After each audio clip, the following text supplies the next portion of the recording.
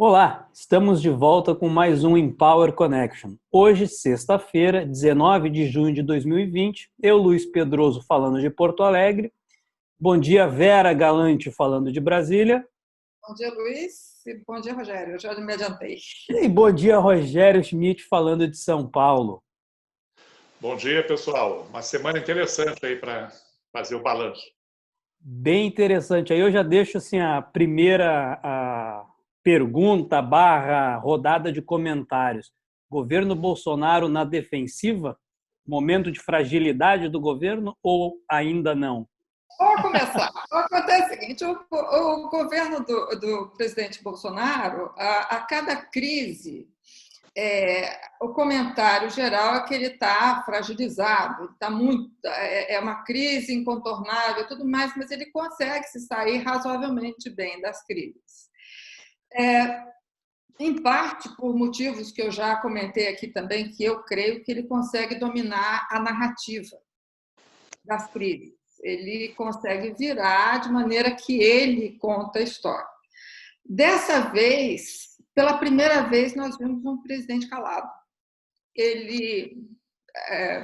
A demissão do Weintraub foi a contragosto, porque os confrontos com o Supremo Tribunal Federal já começaram há muito tempo, que é o que motivou, vamos dizer, o desligamento do ex-ministro, atual ministro. Enquanto falamos, a demissão dele ainda não foi publicada no Diário Oficial, então é um ministro demissionário.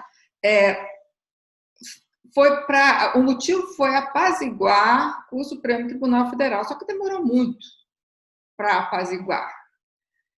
Quem anunciou a demissão não foi o presidente, foi um presidente calado que estava ao lado do ministro demissionário Weintraub, que ele próprio anunciou a saída e o convite para o Banco Mundial, que ele já tinha aceito, e que o presidente tinha concordado. Não é, presidente? O presidente só acenou com a cabeça. Quer dizer, nunca tinha visto o presidente calado. E os fatos dessa semana o calaram. Rogério, que diz? Que semana, viu? Essa, só para recapitular, né, começou aí com a prisão lá daquela militante bolsonarista que liderava aquele acampamento em Brasília, né, da onde partiam aí várias ofensas e situações de intimidação ao Supremo, ao Congresso. Depois teve já se esperava que o ministro Weintraub fosse afastado nessa semana, né? A novidade mesmo, acho que foi também a prisão do Fabrício Queiroz, né? O ex-assessor lá do filho do presidente, que foi preso na quinta-feira, né?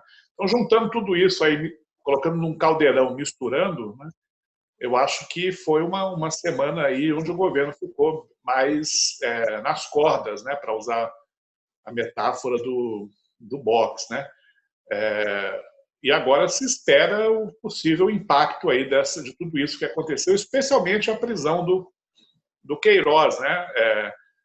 Porque por causa das suas ligações, né, antigas e muito próximas aí com a família do presidente. Então, a gente não sabe ainda o que ele vai dizer. Foi apreendido, acho que mais de um celular, né, com ele, que conversas que tem lá. Mas, pelo menos potencialmente, né, a prisão do Queiroz aí cria um risco aí de surgir um gatilho, né, na opinião pública, né, que associe pela primeira vez o Bolsonaro ou a família dele com corrupção, enfim, rachadinha, coisas desse tipo, né, milícias. Então, potencialmente é uma semana que pode gerar efeitos aí negativos também no médio prazo, né? Mas, como a Vera disse, vai depender muito das reações do governo, que até agora acho que não foram boas, né? O que você acha?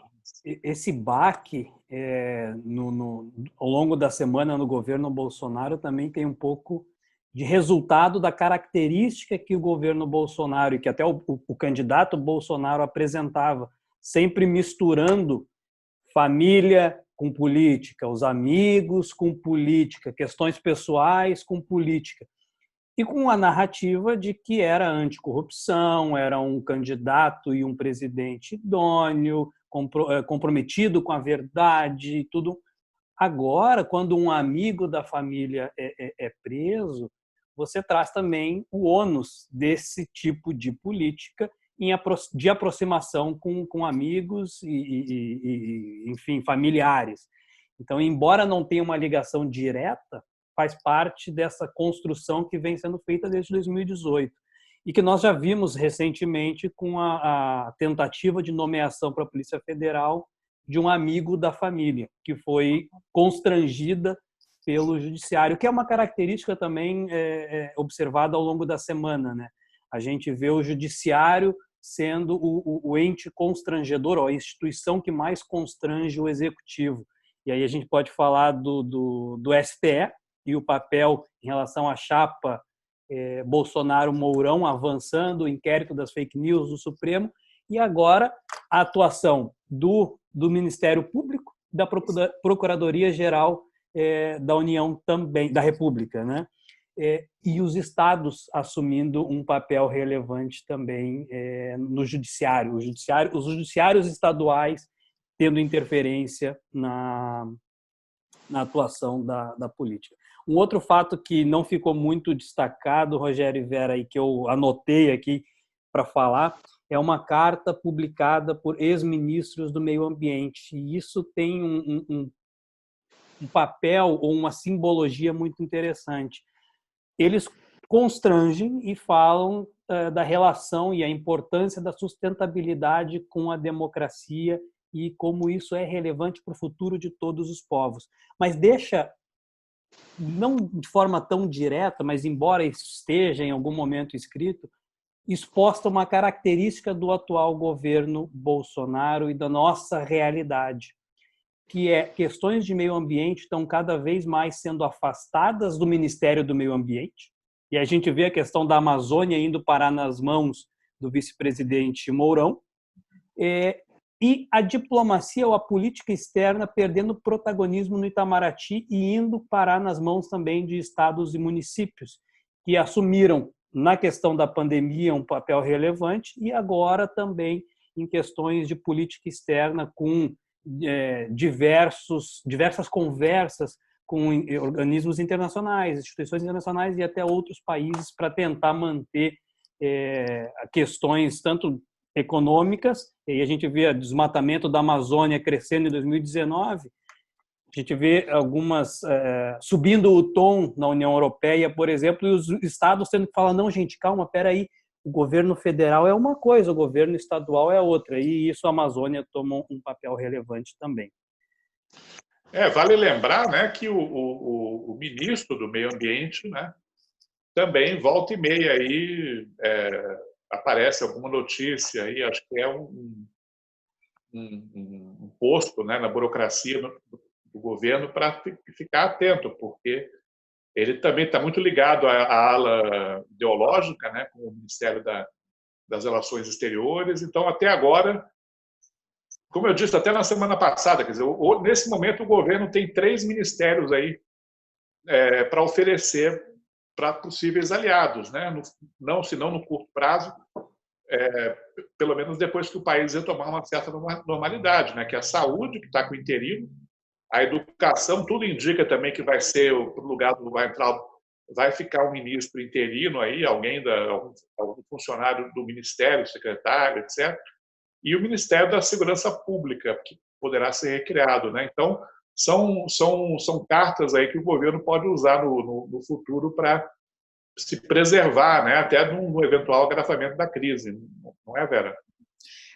Eu gostaria de chamar a atenção para um fato uma reforma, vamos dizer, branca que está acontecendo, que é o Pacto Federalista Brasileiro. Como é que os estados estão se posicionando diante da falta de política pública federal. O Brasil sempre foi um Estado muito centralizador, a União sempre ditou todas as ações, sempre dependeu-se muito do Estado, nada disso mudou. Só que os Estados, inclusive por força de uma decisão do Supremo Tribunal Federal, viram que as suas ações podem ser independentes.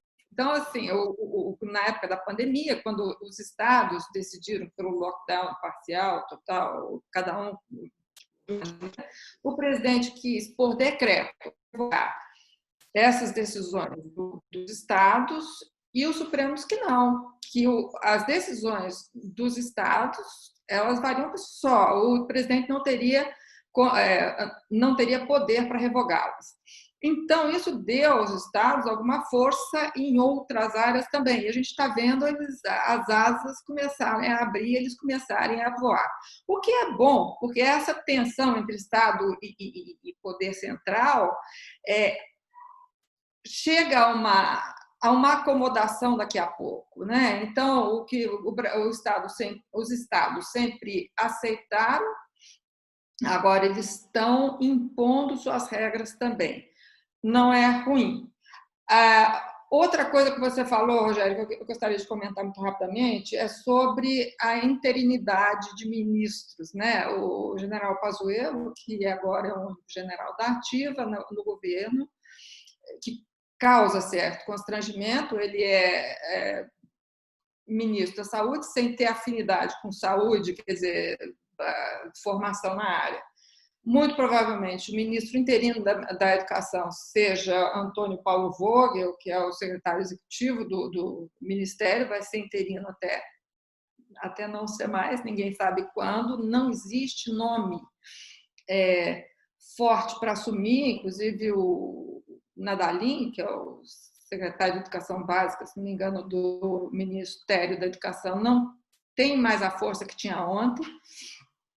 Então, a interinidade perene, vamos dizer assim, é uma coisa que parece muito com o governo Trump, que teve dificuldade com o Congresso de aprovar alguns secretários importantes, e deixou lá interino por muito tempo, e depois efetivou 6 meses depois, entendeu? Assim, é uma coisa que a gente está vendo possivelmente acontecer por aqui. E, enquanto isso, o presidente usa essa moeda de troca com o Congresso para ver se, quem sabe, de repente, você pode ser ministro da Educação ou da Saúde. Vale lembrar, né, que, assim, apesar de todo esse noticiário bastante negativo, né, do ponto de vista estrutural, pouca coisa mudou, né? Quer dizer, ainda não tem o presidente Bolsonaro. Nessa semana também deu posse, né, ao novo ministro das Comunicações, que é um deputado federal do PSD.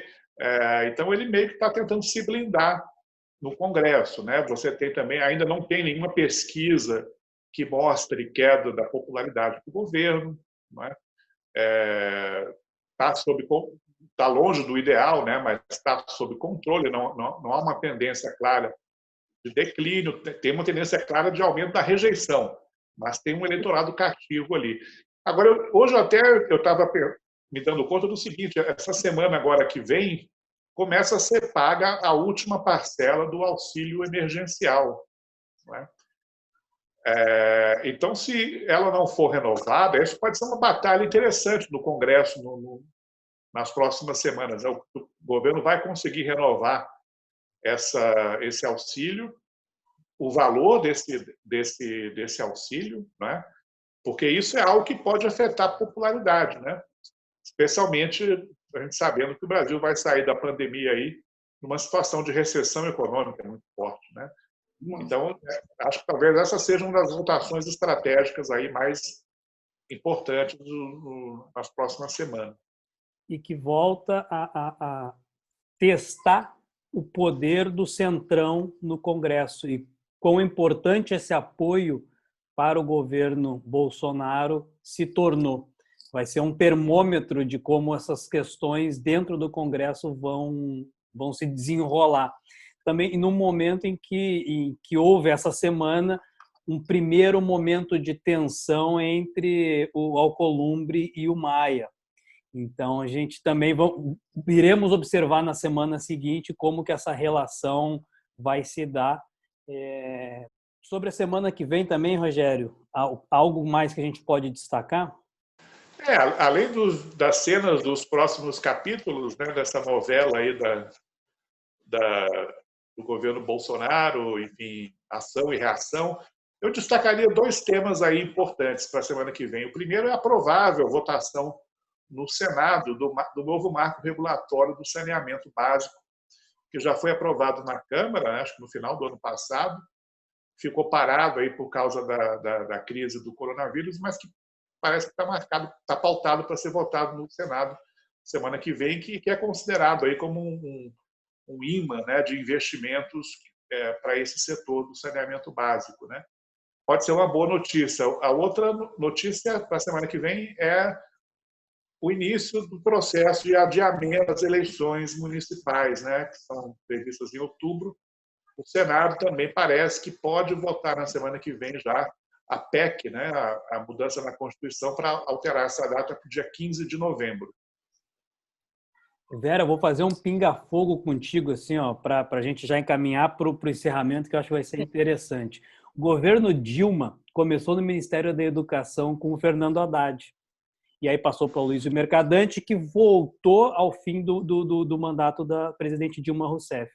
Ao todo, foram 8 ministros que passaram pela pasta, o que dá uma média de 1 ministro a cada 8 meses e meio. O governo Bolsonaro já está indo para o seu 3º ministro. É a volta da velha política? Há uma diferença muito grande. Agora é ideológico, não é educação, é desfazer o que foi feito, né? Então, Paulo Freire, a gente desfaz a educação pública, as universidades federais são foco de balbúrdia, essa coisa toda que já vem desde a campanha do presidente Bolsonaro. Então, eu acho que não é a volta da velha política, pode ser o troca-troca de ministro, mas a ideologia é diferente. E onde será que vai, quem será o novo gerador de crises do governo? Porque saindo o Weintraub, quem vai assumir? Não, o governo não precisa de ajuda, não. Eles conseguem. O próprio presidente, ele gera crise. Olha aí o que ele acabou de falar ontem a respeito da prisão do Queiroz. Ele mesmo trouxe para dentro da casa dele, o paradeiro do Queiroz, né? Não, ele estava em Atibaia, porque perto lá de onde ele faz o tratamento do câncer, ele não estava foragido.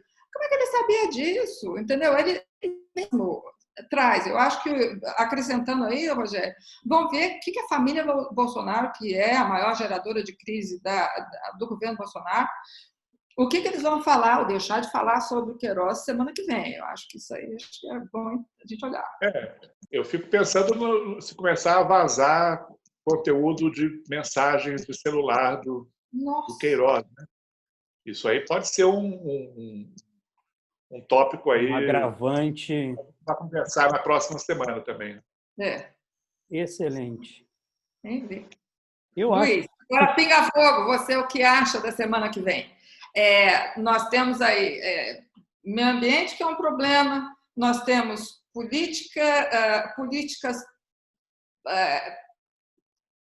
estaduais e municipais que são problemas. O que você acha que consegue? O que você acha? Velha política ou nova política?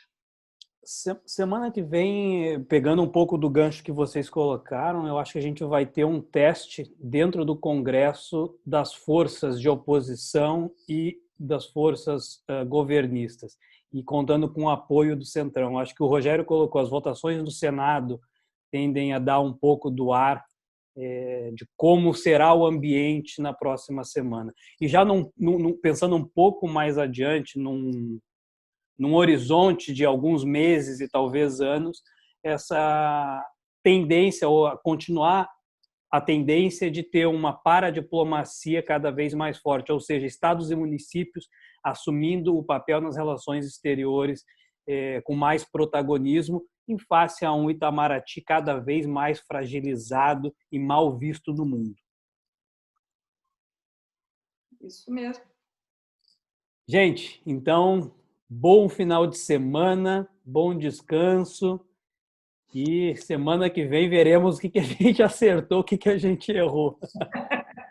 Sim, nós somos analistas, nós não temos bola de cristal, não é? Então, pronto. E como eu costumo dizer, quem estuda política no Brasil nunca morre de tédio.